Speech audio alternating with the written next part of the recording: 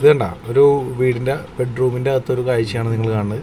ഇപ്പോൾ നിങ്ങൾക്ക് ചിലപ്പോൾ കാര്യം പിടിയിട്ടിട്ടുണ്ടാവും ആളുടെ നോട്ടം കണ്ടപ്പോൾ. മറ്റൊന്നുമില്ല, ആദ്യം തന്നെ പറയട്ടെ, മഴക്കാലമൊക്കെയാണ്, ഇഴജന്തുക്കളുടെ ശല്യം കൂടുതലാണ്. വീടിൻ്റെ വാതിലൊക്കെ അനാവശ്യമായിട്ട് തുറന്നിടാതിരിക്കുക. പ്രത്യേകിച്ച് പുറകിലെ വാതിലുകൾ അവിടെയുള്ള നമ്മൾ ശ്രദ്ധിക്കാണ്ട് പല സാധനങ്ങൾ അടുക്കി വെച്ചേക്കണതൊക്കെ.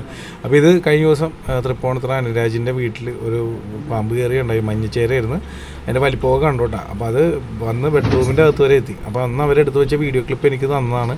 അപ്പോൾ ഈ പാമ്പിനെ പിടിക്കാൻ ചെന്നിരിക്കുന്നത് എൻ്റെ ഒരു സുഹൃത്താണ്, രൂപേഷാണ് അതിനെ പിടിക്കുന്നത്. എനിക്കറിയില്ലായിരുന്നു. വീഡിയോ അയച്ചെന്ന് കഴിഞ്ഞ് പോകുമ്പോൾ നമ്മുടെ ഫ്രണ്ട് രൂപേഷാണ് അതിനെ പിടിക്കുന്നത്. രൂപേഷ് അതിനെ കയ്യിൽ പിടിച്ചിട്ടുണ്ട് കേട്ടോ, നോക്കിക്കോട്ടെ. അതിൻ്റെ വലിപ്പം നോക്കിക്കോ നിങ്ങളിവിടെ കാണിക്കാൻ വേണ്ടി ഞാനിപ്പോൾ ആ വിഷ്വലിൽ മേടിച്ച് നിങ്ങളിലേക്ക് കാണിക്കണമെന്നുള്ളൊരു ആഗ്രഹത്തിലെടുത്ത് എഡിറ്റ് ചെയ്ത് ഇട്ടതാണ്. ഇതാണ് അതിൻ്റെ വലിപ്പം നോക്കി. ഇതൊക്കെ നമ്മുടെ ബെഡ്റൂമിലേക്ക് കയറി എന്നുള്ള അവസ്ഥ ഒന്ന് ചിന്തിച്ച് നോക്കി.